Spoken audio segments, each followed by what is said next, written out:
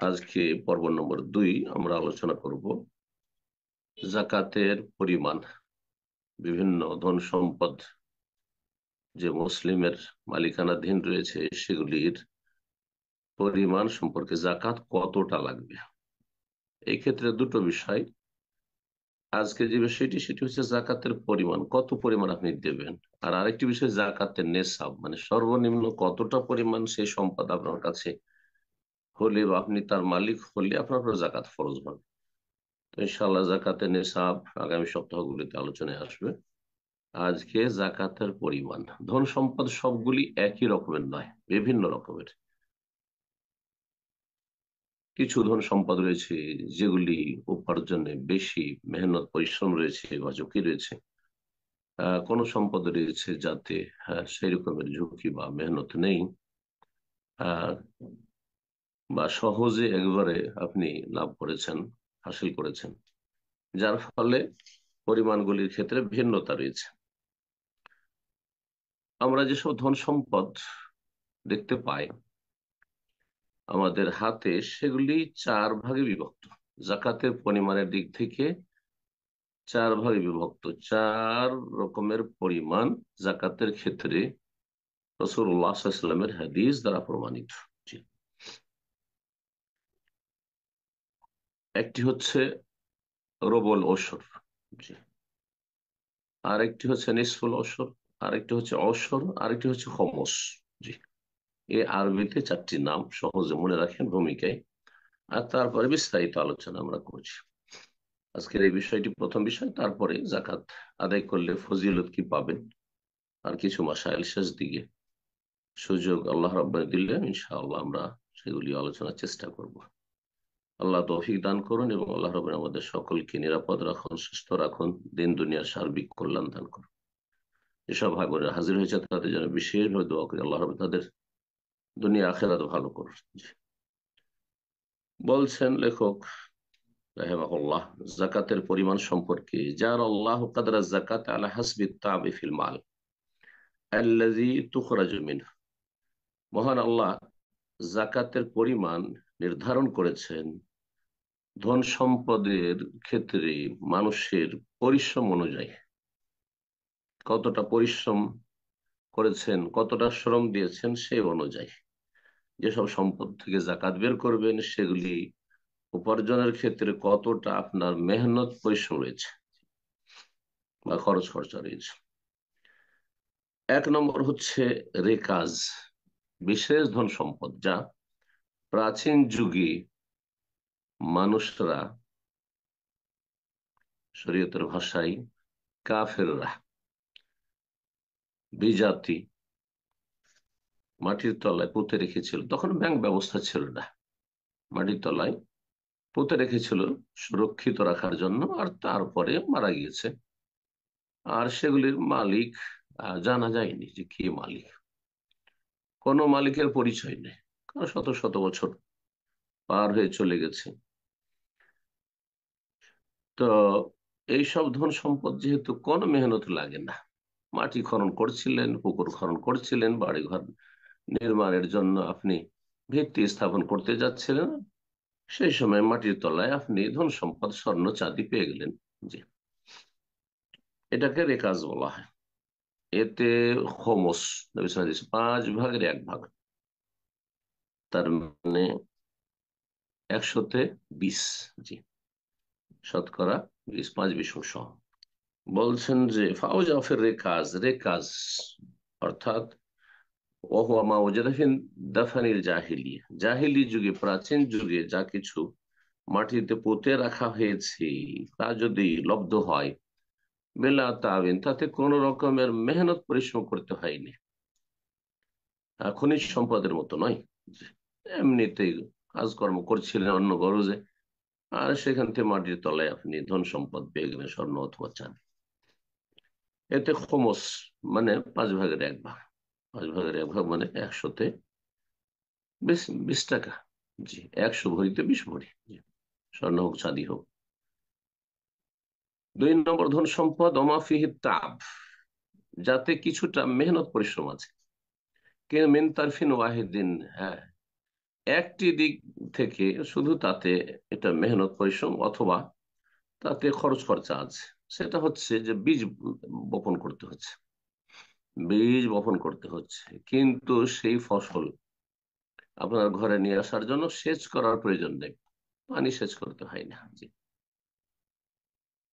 ওহমা সুকে বেলা মউনাতিন, বিনা খরচে আকাশের পানিতে অথবা জমিনে যে রস রয়ে রসাল জমি, দোআঁশ মাটি, এমনিতে শীতকালে যেসব ফসল আমাদের দেশে হয়ে থাকে, বুট, কলাই, মসুর ইত্যাদি, খেসড়ি, যা কিছু হয়ে থাকে এগুলি, এই ধরনের যেগুলো এক সময় হতো, আউশ ধান হইতো, কোনো সেচ লাগতো না, বেনা মেহনত পরিশ্রমে, তাতে মেহনত পরিশ্রম করতে হয় না সেচের, কিন্তু তাতে বীজ খরচ বহন করতে হয় কৃষককে।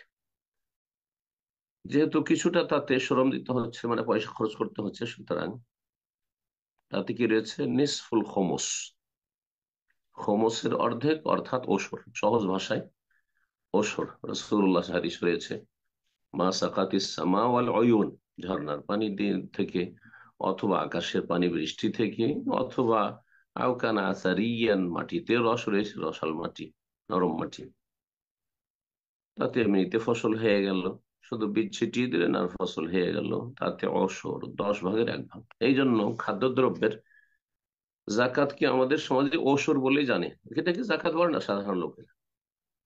কারণ এই নামটি যখন প্রচলন ঘটেছে আমাদের মুসলিম সমাজে, ভারত বাংলাদেশে বিশেষ করে বাঙালি সমাজে, তখন সেচ করা ফসল হতো না।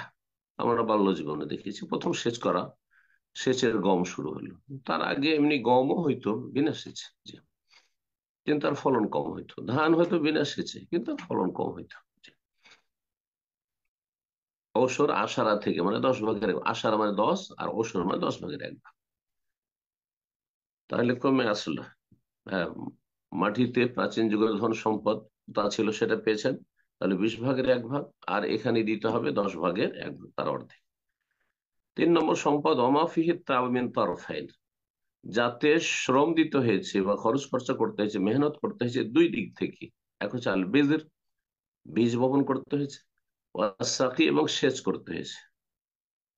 যেসব ফসলগুলি উৎপন্ন হয় এই দুটির মাধ্যমে, একটি হচ্ছে বীজ বপন করতে হয়, আর একটি হচ্ছে যে আপনার সেচ করতে হয়। অবমা সুখে মৌনা, খরচ খরচা করে যেটাতে সেচ করতে হচ্ছে, তাতে রবুল খোমস, জি, খোমসের চতুর্থাংশ অর্থাৎ নিসফুল অশর, তার অপর নাম হচ্ছে, হাদিস হয়েছে নিসফুল অশর। অমা সুকিয়া বিন্নাদহি, যাতে সেচের মাধ্যমে ফসল উৎপন্ন করা হয় যেসব জমিতে, সেসব ফসলের নিসফুল অশর, অশরের অর্ধেক মানে 20 ভাগের 1 ভাগ, 20 ভাগের 1 ভাগ, জি। 100 মনে তাহলে 5 মণ, জি। এটা হচ্ছে 20 মণে 1 মণ, আমাদের দেশের সহজ ভাষায় আর সাধারণ মানুষ 20 মণে 1 মণ। 4 নম্বর সম্পদ এমন সম্পদ যাতে মেহনত পরিশ্রমে বেশি রয়েছে এবং তাতে ঝুঁকিও রয়েছে। এসব ধন সম্পদ বাড়াতে গিয়ে, লাভবান হতে গিয়ে, কি করতে হয়, অনেক ঝুঁকি নিতে হয়, রিস্ক নিতে হয়, ব্যবসা বাণিজ্য, আর তারপরে চুরি, ছিনতাই, ডাকাতি ইত্যাদি হয়ে যাওয়া। তো আর গোটা বছর এই কাজ করে, সব সময় তাতে একটা, প্রতিদিন ব্যবসা বাণিজ্য যারা করে, প্রতিদিন সকাল হলে তাদের একটা আপনার টেনশন আছে, ব্যবসায় লাভ লসের, জি, ঝুঁকি আছে, জি। তো যেমন লেখক বলছেন কান্ন কুদ, যেমন টাকা পয়সা, স্বর্ণ, চাঁদি, আর যত কারেন্সি পৃথিবীর রয়েছে, আর অরুজত্তি যান, এইরকম ব্যবসায় সামগ্রী যেসব ব্যবসা বাণিজ্য করছেন, দোকানপাট করছেন, যে কোনো দোকানপাট, তাতে অনেকে উপরে উঠে যাচ্ছে, আর অনেকে এমন তাদের জীবনে ব্যবসায় ধস নামছে যে একেবারে মাটিতে মিশে যাচ্ছে, ওরা ঝুঁকি নিতে হচ্ছে। যেহেতু এতে এতে গোটা বছর ঝুঁকি বেশি, হ্যাঁ, রিস্ক বেশি, এবং তাতে মেহনত পরিশ্রম করতে হয় বেশি, সেই জন্য তাতে রবুল ওসর, হ্যাঁ, ওসরের 4 ভাগের 1 ভাগ, তার মানে শতকরা 2.5%।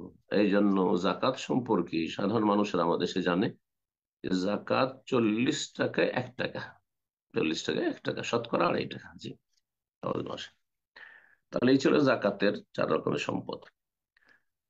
লেখক বলছেন ফজল আদায় জাকাত, জাকাত আদায় করার ফজিলত, এ মর্মে একটি আয়াত নিয়ে এসেছেন। হাদিসে বিভিন্ন ফজিলত আরো এসেছে, আর এগুলো আলোচনা, বিষয়ভিত্তিক আলোচনাগুলি তো আমাদের আছে।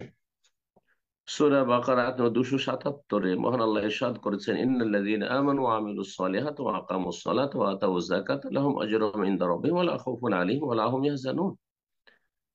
এই আয়াতে 3টি ফজিলত আল্লাহ বর্ণনা করেছেন ওই সমস্ত মানুষের। আল্লাহ বলছেন যারা ঈমানদার। তাহলে প্রথম শর্ত হচ্ছে বিশ্বাসী হইতে হবে। অবিশ্বাসী এই ভালো কাজ করলে কাজ হবে না। কাফের, অবিশ্বাসী, মুশরিক, বহুত্ববাদী, দুনিয়ার গরজে নিছক করছে, আল্লাহর সন্তুষ্টি উদ্দেশ্য নয়, না কোনো লাভ নেই। যারা বিশ্বাসী, আল্লাহকে বিশ্বাস করে, পরকালে বিশ্বাসী, এই জন্য ভালো কাজগুলি করে, রসুলে বিশ্বাসী, রসুলের আদর্শ মোতাবেক কাজ করে, কোরআন কারীম আসমানি বিধানে বিশ্বাসী, এক কথায় সরকার ইমান, ইমানের যে 6টি রকম রয়েছে সেগুলো বিশ্বাস করে। ওয়ামিলুস সালিহাত, এবং তার সাথে ভালো কাজগুলি করে। ওয়াকামুস সালাত, আর বিশেষভাবে সবচেয়ে ভালো কাজ তাওহীদের পরে সালাত কায়েম করে। ওয়াতাউজ যাকাত, যাকাত প্রদান করে। তাহলে সালাতের পরে যাকাতের স্থান। কোরআন কারীমের অধিকাংশ আয়াতগুলিতে সালাতের সাথে জাকাতকে আল্লাহ বর্ণনা করেছেন। এর দ্বারা বোঝা যায় যে সালাতের পরেই সবচেয়ে গুরুত্বপূর্ণ ইবাদত মুসলিম জীবনে হচ্ছে এ আর্থিক মালি ইবাদত হচ্ছে যাকাত। জি, সালাতের মাধ্যমে মানুষের ব্যক্তি জীবনের যেমন পরিশুদ্ধি হয়, মানুষের জীবনটা সুন্দর হয়, মানুষের মতো মানুষ হয়, অন্তর পরিষ্কার হয়, অন্তর পাক পবিত্র হয় কৃপণতা থেকে, সংকীর্ণতা থেকে, আর হারাম খাওয়া থেকে, লোভ লালসা থেকে, এসব খারাপ দোষ। মানুষের আত্মার পরিশুদ্ধি হয় সালাতের মাধ্যমে, আর মানুষের ধন সম্পদের পরিশুদ্ধি হয়, আর অন্তরে পাক পবিত্রতা হয় জাকাতের মাধ্যমে। জাকাত মানে পবিত্রতা, জাকাত মানে পবিত্রতা, জাকাত মানে বৃদ্ধি হওয়া, দুটোই অর্থ জাকাত বহন করে। যারা এই কাজগুলি করবে, সালাত কায়েম করবে, জাকাত দেবে, লাহুম আজরুহুম ইনদার, তাদের কাছে মহা পুরস্কার রয়েছে তাদের রবের কাছে। আল্লাহ স্বয়ং পুরস্কার দিবেন, আল্লাহর পুরস্কার, অশেষ পুরস্কার রয়েছে, অকল্পনীয়। এবং এই দুনিয়ার কোনো পুরস্কার নয়, স্থায়ী পুরস্কার, যা কোনোদিন ধ্বংসশীল নয়, নষ্ট হবে না, শেষ হবে না। ওয়ালা খাউফুন আলাইহিম, তাদের কোনো ভয় নেই। মানুষের জীবনে ভয় কাজ করে। ওয়ালা হুম ইয়াহজানুন, আর কোনো দুশ্চিন্তাও নেই। দুনিয়াতে মানুষের চিন্তার শেষ নেই, ভয় ভীতির শেষ নেই, নিরাপত্তাহীনতা, বহুমুখী ভয়। জি, যেমন পুরস্কার রয়েছে তেমনি, হ্যাঁ, কোনো ভয় নেই এই জীবনে, আর কোনো চিন্তাও নেই। এই 3টি ফজিলত আল্লাহ বর্ণনা করেন কোরআন কারীমে আয়াতে। যাকাত সম্পর্কে কয়েকটি মাসাইল এখানে উল্লেখ করেছেন লেখক। আলোচনা করি। বলছেন যে যাকাত ফরজ প্রত্যেক শ্রেণীর মানুষের ধন সম্পদে। মুসলিম মানুষ মানে মুসলিম, বড় হোক, কবির, সাবালক হোক, ওসাগে নাবালক হোক, আর নর হোক, নারী হোক, ওয়াজ্জাকারে ওয়াল উনসা, পুরুষ হোক, নারী হোক, ওয়াল মাতু ওয়াল মাজনুন, এমনকি যদি পাগলও হয়, স্থায়ী পাগল, অথবা মাঝে মধ্যে পাগল হয়ে যায়। কিছু মানুষ আছে কখনো ঠিক থাকে আর কখনো পাগল হয়ে যায়, 1 দিন 2 দিন পাগল হয়ে থাকে, আবার সুস্থ হয়ে যায়। হ্যাঁ, সকালে পাগল, বিকালে সব ভালো হয়ে গেছে। তো একে মাতুহ বলা হয়। সে স্থায়ী পাগল হোক, অস্থায়ী পাগল হোক, কিন্তু তার মালিকানাধীন ধন সম্পদ রয়েছে, সে মুসলিম। ছোট হোক আর বড় হোক, নর হোক আর নারী হোক, জাকাত ফরজ। কিন্তু ধন সম্পদের ক্ষেত্রে কিছু শর্ত রয়েছে। 1 নম্বর, কানাল মাল মুস্তাকির, ধন সম্পদ যেন স্থায়ী থাকে, নেশাবের নিচে না নামে।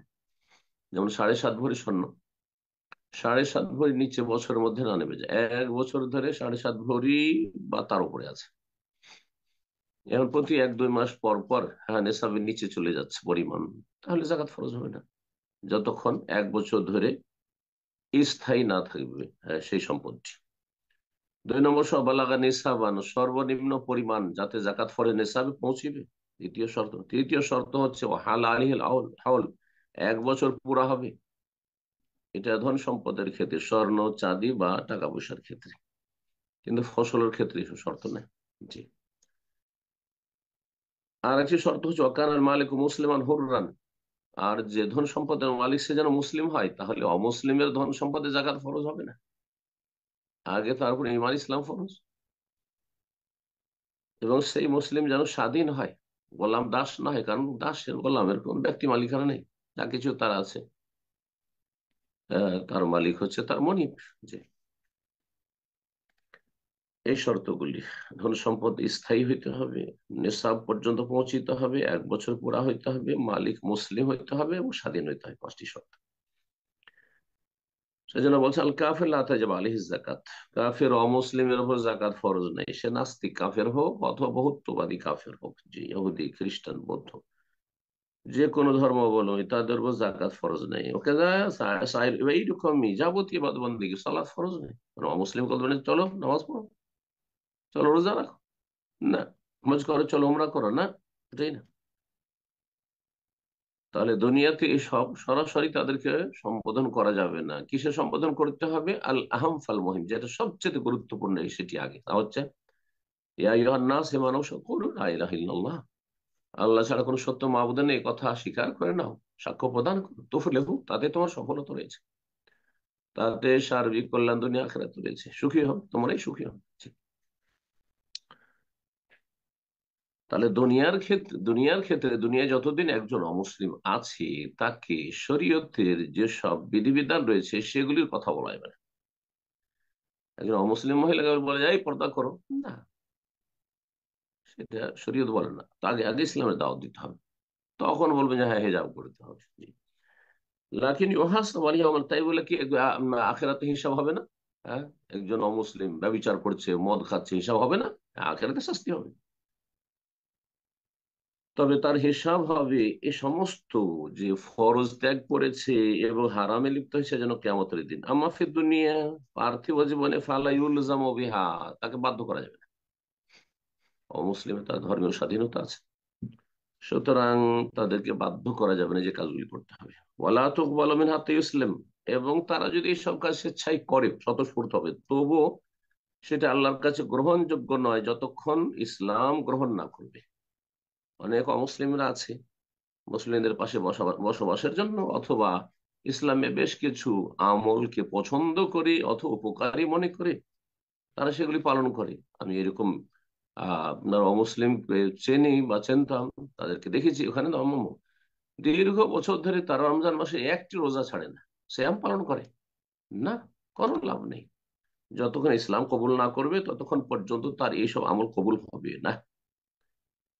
এই জন্য একজন অমুসলিমের সাথে যখন দেখা হয় আর সে অনেক বছর ধরে সে রোজা রাখছে, আমার আলোচনা শুনতে আসছে জুম্মা পরে, তাকে বললাম যে তুমি আগে কালিমা পড়ে না, তাওহীদ সবচেয়ে বড় ফরজ, আর সেটি হচ্ছে শর্ত যাবতীয় আমল কবুল হওয়ার জন্য। সেটা কবুল করার পরে তখন তুমি আমলগুলি করলে তুমি আখিরাতে তার ফলাফল পাবে। জি। তারপর লেখক বলছেন ফসল সম্পদ আল খারেজ মিনাল আরদ, যা জমি থেকে উৎপন্ন হয়, যেসব ফসল, ধান, গম আর এসব খাদ্যদ্রব্য, বা নেতাজু সাইমা, এইরকমই গবাদি পশুর বাচ্চা।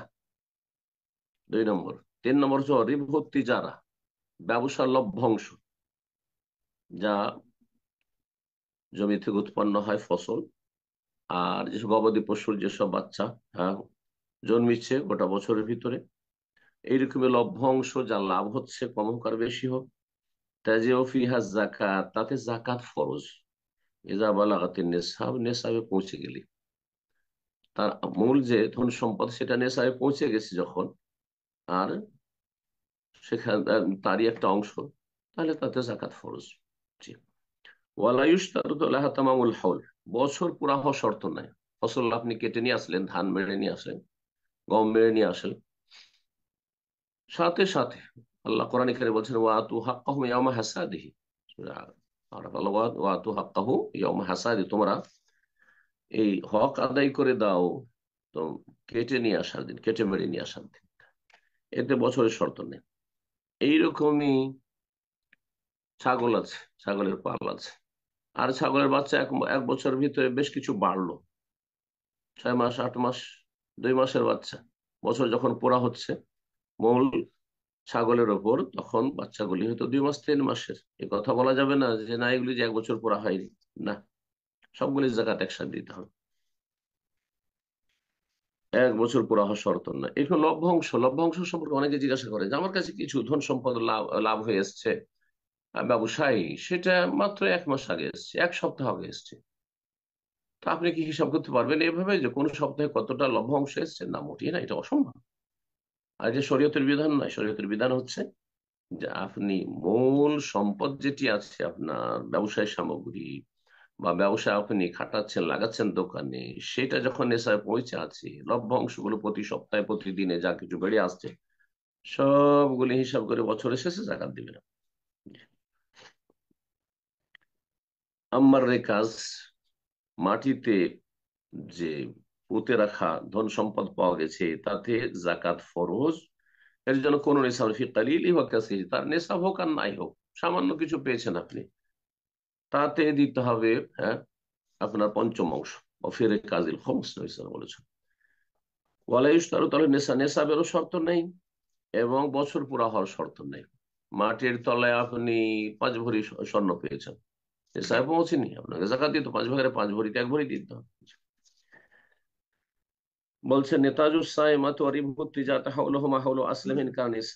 বলছেন যে গবাদি পশুর বাচ্চা যেগুলো এইরকমই ব্যবসা লভ্যাংশ, তার বছর পুরা হওয়া হচ্ছে হাওলা আসলে আসল মূলধন সম্পদের বছর পুরা হওয়ায়, যদি সেটা নেশায় পৌঁছে থাকে। মূলধন সম্পদ যে আপনার ব্যবসায় খাটিয়েছেন সেটার বছর পড়া হয়েছে, তাতে যেসব লভ্যাংশ এসে সবগুলির একসাথে জাকাত দিবেন আপনি বছরের শেষে। আসল ধন সম্পদ যেটি মূল সম্পদ সেটার বছর পুরা হইতে হবে, এইরকম গবাদ পশুর বাচ্চাদের। জি। তারপরে কাউকে আপনি ঋণ দিয়ে রেখেছেন, কারজে হাসানা দিয়ে রেখেছেন, এর জাকাত কেমন হবে? এই ক্ষেত্রে 2 ভাগে ভাগ করেছেন লেখক, আর এটি হচ্ছে শরীয়তের মাসালা। মান কানা লাহু দাইনুন আলা মালিয়িন, কোন ব্যক্তির যদি ঋণ দেওয়া থাকে, কোন সচ্ছল ব্যক্তি, হ্যাঁ, ঋণ যারা গ্রহণ করেছেন আপনাদের থেকে আমাদের থেকে, তারা 2 ভাগে বিভক্ত হয়। সচ্ছল ব্যক্তি যে কোনো সময় দিতে পারবে, আর যে কোনো সময় আমি চাইলে দিয়ে দিবে। সচ্ছল ব্যক্তি ফায়ুখরিজু যাকাত ইযা ক্বাবাদাহু লিমা মাদা, যখন আপনি তার কাছ থেকে নেবে, জানো তার কাছে আমানত আছে, চাইলে পেয়ে যাব। অনেকে এরকম আত্মীয় স্বজনকে বা প্রিয়জনকে বন্ধু বান্ধবকে আপনি ধার দিয়ে রেখেছেন কর্জা হাসান, যে কোনো সময় চাইলে ভাই যখন আপনার প্রয়োজন হয়েছে নিয়ে দিয়ে দিন, আমানতের মতো। তাহলে এতে প্রতি বছর জাকাত দিয়ে যেতে হবে। যখনই সেটা নেবেন, যত বছর অতিক্রম করেছে সবগুলি বছরে জাকাত দিবে, কারণ আপনি সচ্ছল ব্যক্তির কাছে সেই ধার কর্জা দিয়ে রেখেছিলেন।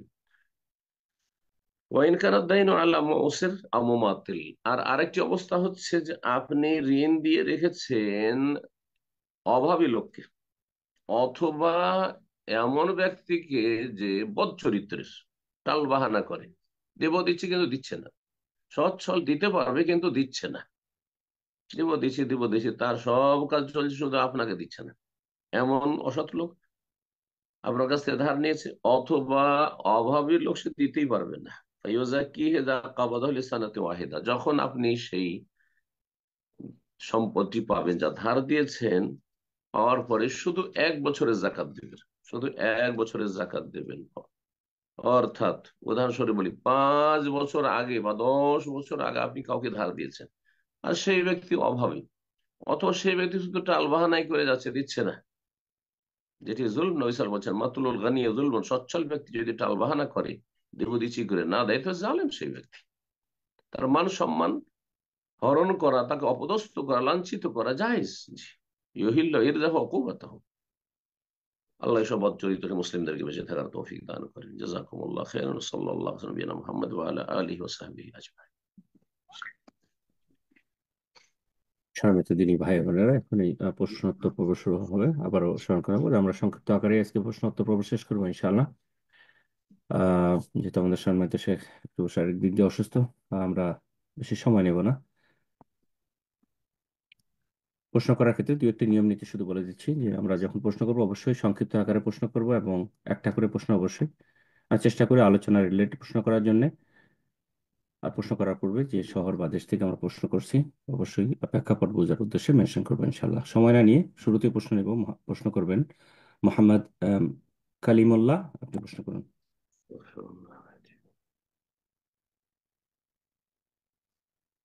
মোহাম্মদ কালিমুল্লাহ, জি ফোনটা আনমিউট করে নিন, প্রশ্ন করুন।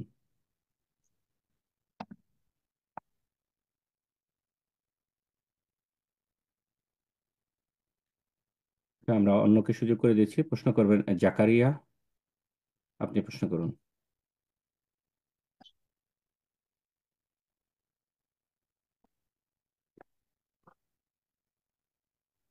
জাকারিয়া, জি আপনার ফোনটা আনমিউট করে নিন। জি আপনি প্রশ্ন করুন। জাকার সরি স্যার, আমি আন্তরিকভাবে দুঃখিত। জি আসলে আমি প্রোনাউন্স জাকিরিয়া। ভুল করেছি। জি, জাকিরিয়া। আসসালামু আলাইকুম শেখ। আমি আসসালামু আলাইকুম আন্তরিকভাবে বলেন। দুঃখিত। আহ, জি, কেউ কোনো মায়ের যদি একটা এক্সাম্পল মানে দিয়ে বুঝাচ্ছি যে কোনো মায়ের যদি 45 ভরি স্বর্ণ থাকে, আর সে যদি তার বাচ্চারা এখনো মানে বাচ্চারা এখনো ইয়ে হয় নাই আর কি, বাচ্চাদেরকে দেওয়ার মতো উপযুক্ত হয় নাই, তো ওই মা যদি আলাদা করে ওই 3 বাচ্চার জন্য সমানভাবে 5 5 5 মানে 15 ভরি করে স্বর্ণ রেখে দেয়, আর বাকি বাকি থাকলো 45 থেকে 15 মাইনাস করলে 30 ভরি থাকলো। এখন সে কি ওই ওই স্বর্ণ বাদ দিয়ে বাকি স্বর্ণের জাকাত দিতে পারবে, নাকি পুরো 45 ভরির জাকাত দিবে 1 বছর পূর্ণ হওয়ার পরে? রাসূলুল্লাহ সাল্লাল্লাহু আলাইহি ওয়াসাল্লাম হাদিসে রয়েছে, কেউ যদি জাকাত কম দেওয়ার জন্য হিল্লা করে, মানে ডানে বামে চোরা রাস্তা খুঁজে, যে আমার তো জাকাত মেলা লেগে যাবে, তো আমি এদিক সেদিক করে দিই, তো এরকম যদি করে এটি হারাম কাজ। কঠোর ভাবে নিষেধ করে রাসূলুল্লাহ সাল্লাল্লাহু আলাইহি ওয়াসাল্লাম। জি, এটি হারাম। তো আর এই ক্ষেত্রে আপনার ছেলে মেয়েরা বা মেয়েরা নাবালক হয়ে আছে, তাদেরকে আপনি মালিক বানাচ্ছেন না, শুধু তাদের নিয়তে রেখে দিলেন যে আলাদা আলাদা করে রেখে দিলাম। উদ্দেশ্য কি? উদ্দেশ্য হচ্ছে জাকাত কম দিব সেজন্য, আল্লাহর হক মারবো। আল্লাহকে জানছেন না? আলিমুন বেদাতি সুদূর, অন্তর্যামী রব্বুল আলামিন সব জানছেন। কোনো কিছু লা তাখফা মিনকুম খাফিয়া, কোনো কিছু গোপন রাখা যায় না। সুতরাং হারাম কাজ এটি, ওটাই চাইছেন একজন মুসলিমের জন্য। আল্লাহকে ভয় করুন, জাকাত দিবেন, আরো বরকত হবে, হয়তো আল্লাহ এগুলো হেফাজতে রাখবে, এইসব ছেলে মেয়েগুলোকে আল্লাহ হেফাজতে রাখবে। আর যদি একান্ত দেওয়ার নিয়ত থাকে যে দিয়ে দেবো, তো সাথে সাথে তাদেরকে হেবা করে দেন। হ্যাঁ দিয়ে দিলাম, যে সমান সমান করে ছেলে মেয়েদের ভাগ করে দিয়ে দিলাম, এটা এটা মালিক তোমরা। কিন্তু এই নিয়ত কখনো না থাকে যে আমি এভাবে দিয়ে দিচ্ছি, তারা নাবালক হয়ে আছে তারপরও, এই জন্যই এই উদ্দেশ্যে যে যাতে আমাকে জাকাত কম দিতে হয়, তাহলে আপনি কাবিরা গুনাহ করলেন। বারাকাল্লাহ ফিক। প্রশ্ন করবেন নাহিদ রহমান। জি আপনি প্রশ্ন করুন।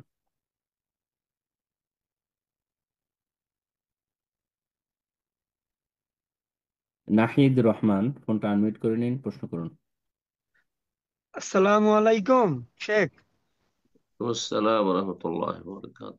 জি, জি শেখ, আমার প্রশ্ন জাকাতের সম্বন্ধে না, অন্য প্রসঙ্গে কি করতে। আমি নিউ ইয়র্ক থেকে।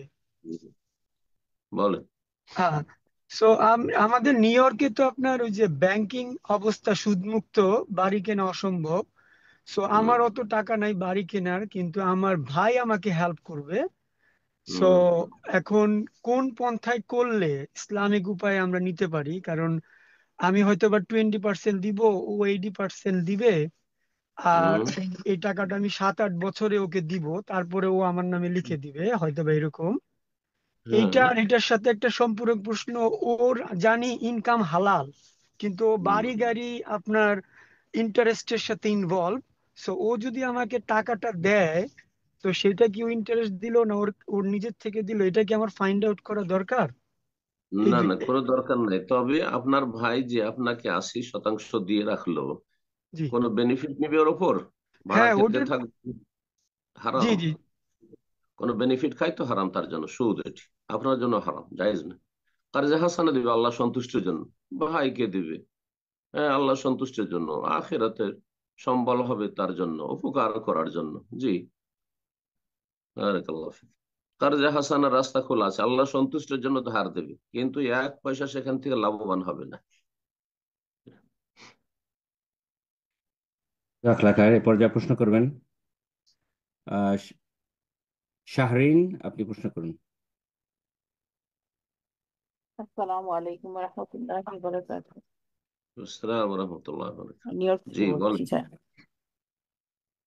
বলেন। আমার আমার প্রশ্ন হচ্ছে, আমরা অনেক সময় বাসার মধ্যে ইনসাইডে হোম প্ল্যান্ট রাখি, যেমন কি রাখেন? ক্যাকটাস, মানি প্ল্যান্ট, এগুলি রাখি। তো বুঝতে পারলাম না, বুঝি না। ঘরের মধ্যে অনেক সময় হোম প্ল্যান্ট রাখি, মানে আহ, বাসার ভিতরের যে হোম প্ল্যান্ট, যেটা ওই যে মানি প্ল্যান্ট, ক্যাকটাস বা বিভিন্ন ক্যাকটাস, বিভিন্ন ধরনের।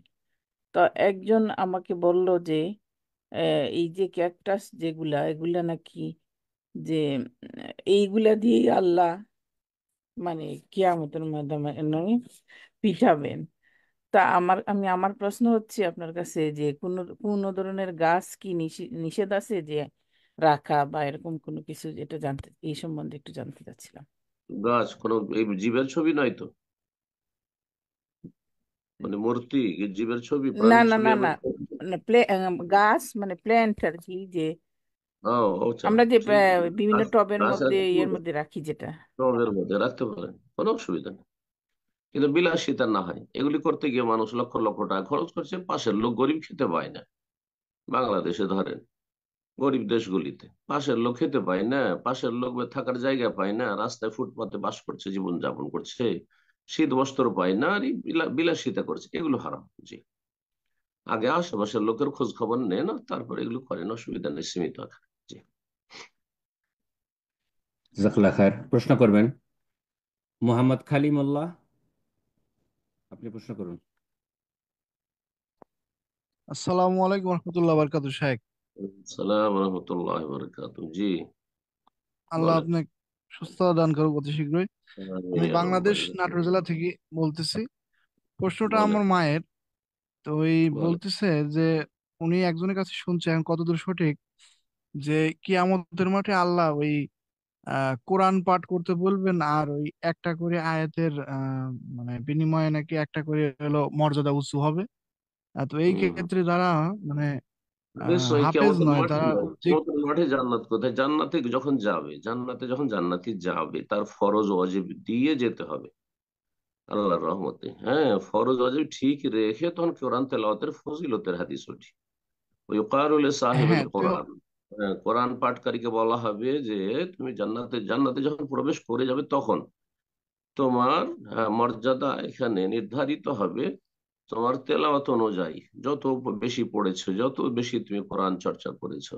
ইকরা ওয়ারতাকি ওয়ারাত্তিল কামা কুনতা তুরাত্তিল ফিদ দুনিয়া ফাইন্না মানজিলাতাকা ইনদা আখিরি আয়াতিন তাকরাউহা। তুমি তেলাওয়াত করতে থাকো, তরতিলের সাথে, স্থিরতার সাথে সুন্দর করে তেলাওয়াত করো, এবং ওপরে চড়তে থাকো, লিফটে যেন উঠতে থাকো। আর ফাইন্না মানজিলাতাকা, তোমার মর্যাদা নির্ধারণ হবে ইনদা আখিরি আয়াত তাকরাউহা, সর্বশেষ আয়াত, যে আয়াতটি পাঠ করে দুনিয়া তুমি বিদায় নিয়ে এসেছিলে, এইভাবে। জি, সহি হাদিস। জি, কেউ যদি 30 পারা হাফেজ না হয়, যদি দেখা গেল 1-2 পারা, মানে মায়ের প্রশ্নটা এমনি যদি এটা 1-2 পারা হাফেজ। এটা শুধু হাফেজ হওয়ার জন্য নয়, হাফেজের ফজিলত নাই, এটি হচ্ছে বেশি বেশি তেলাওয়াতের ফজিলত। বেশি বেশি পাঠ করার, তা অর্থ বুঝে পাঠ করার চেষ্টা করবেন, সে বেশি উপকৃত হবে। জি, কারণ অর্থ বুঝে না পাঠ করলে আর শুধু নেকি পেলেন, আর কিছুই পেলেন না। কিন্তু আপনি অর্থ বুঝে পাঠ করলে আপনার জীবন পাল্টে যাবে, জীবনে আপনার ইসলামিক একটা বিপ্লব চলে আসবে, সুন্দর একজন মানুষের মতো মানুষ হবে। যে যত বেশি কোরআন বুঝবে, সে তত বেশি আল্লাহকে ভয় করবে, সে তত বেশি গুনাহ থেকে বেঁচে যাবে, সে তত বেশি নেক আমলে উদগ্রীব হবে। জি, এটা হচ্ছে উদ্দেশ্য আসলে। জি। জাজাকাল্লাহ খায়ের। প্রশ্ন করবেন সালাফি আকিদা, জি, আপনি প্রশ্ন করুন।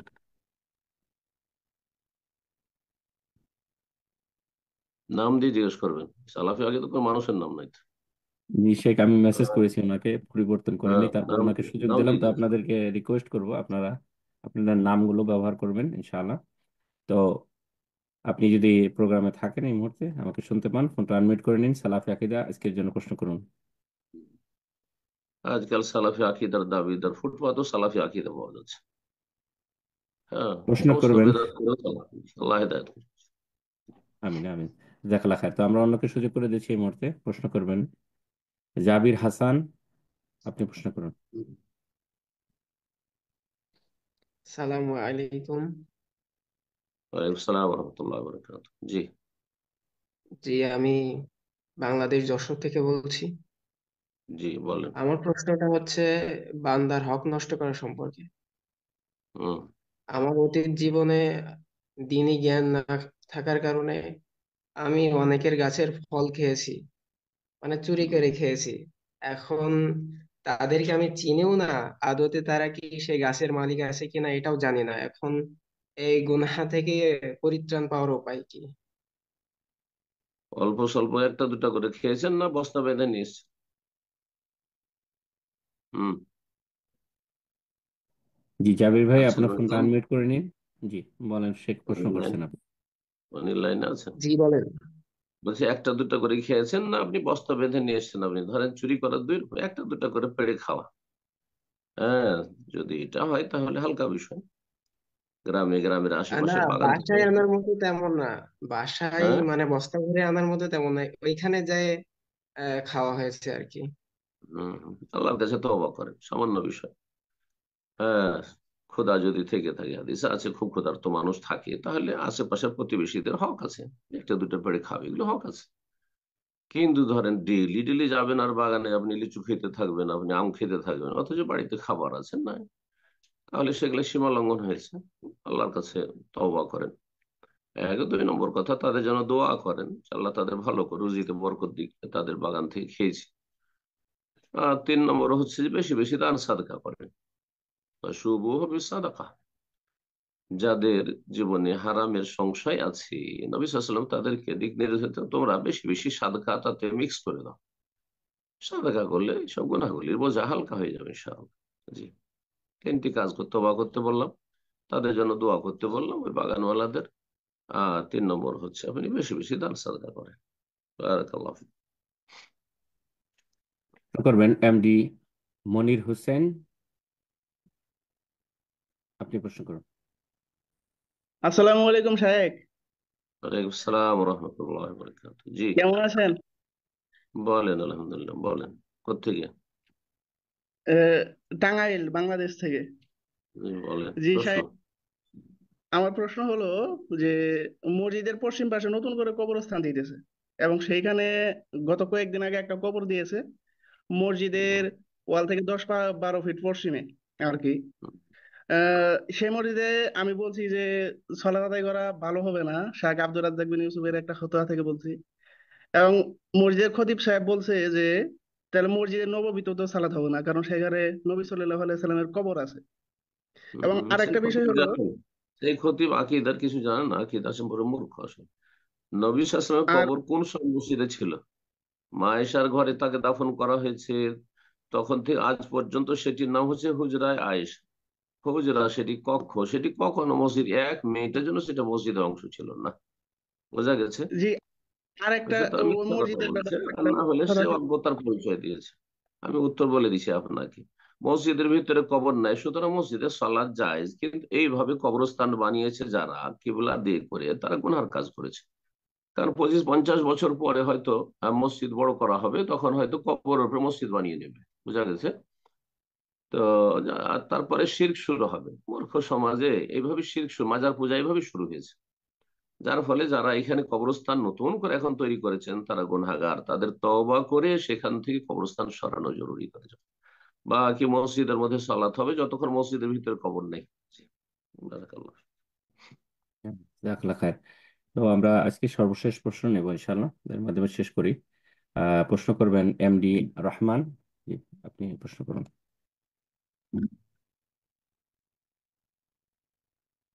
এমডি রহমান, আপনার ফোনটা আনমিউট করে নিয়ে প্রশ্ন করুন।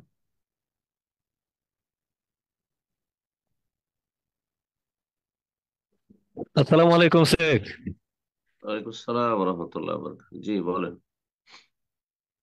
শেখ বলছি, মাসুম শুনেছি মাসুম নাম রাখা যাবে না, তো মোহাম্মদ মাসুম বলে কি ডাকা যাবে?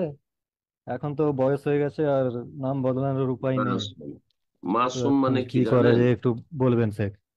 মাসুম মানে কি বলেন? হ্যাঁ, নিষ্পাপ। জানেন? নিষ্পাপ? আপনি কি নিষ্পাপ?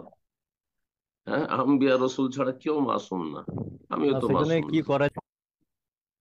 নাম যারা রেখেছেন তারা ভুল করেছেন, আল্লাহ তাদের মাফ করুক, জানা ছিল না তাদের, আল্লাহ মাফ করুক। আর হুম।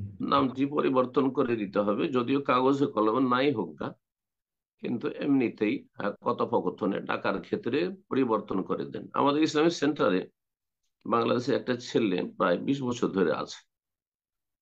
প্রথম যখন এসেছিল তার নাম ছিল মাসুম। আমাদের ডাইরেক্টর জাজাহুল্লাহ খায়ের, যেহেতু একজন আলেম মানুষ, তিনি বললেন যে তুমি মাসুম কি করে হতে পারো, আমরা কেউ মাসুম না আম্বিয়া রসুল ছাড়া। তো তোমার নাম মুতাসিম। ওই তখন থেকে মুতাসিম, আমরা তো মাসুম বলি না।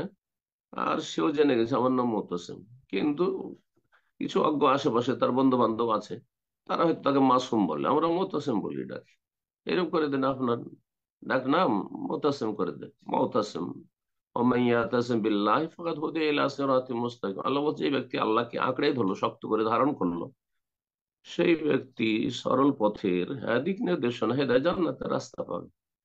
এতেসাম থেকে, হ্যাঁ, ওয়াতাসিম বিহাবলিল্লাহ, আল্লাহ রশিকে তোমরা মজবুত করে ধারণ করো, ঠিক মুতাসিম।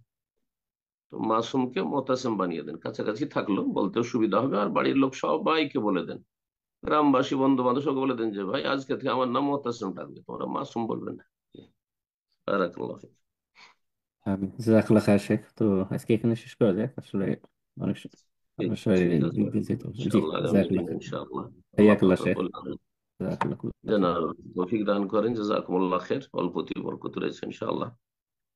আল্লাহ কবুল করুন। আল্লাহ রাব্বুল আলামিনের কাছে দোয়া করি আল্লাহ আপনাদের সবাইকে ভালো রাখুন, দিন দুনিয়া সার্বিক কল্যাণ দান করুন। যেসব ভাই বোনেরা আজকে অংশ নিয়েছেন আল্লাহ তাদেরকে উত্তম প্রতিদান দান করুন, এবং দিনের উপর আল্লাহ অবিচল তখন ইস্তেকামা দান করুন। আল্লাহর হায়াতে তাইয়্যিবা দান করুন, দুনিয়া আখিরাতে সার্বিক কল্যাণ দান করুন, জান্নাতের পথে আল্লাহ থাকার তৌফিক দান করুন। ছেলে মেয়েদের আল্লাহ ফিতনা ফাসাদ থেকে আল্লাহ হেফাজত করেন। সুবহান রাব্বিকা রাব্বিল ইজ্জাতি আম্মা ইয়াসিফুন ওয়া সালামুন আলাল মুরসালিন ওয়ালহামদুলিল্লাহি রাব্বিল আলামিন।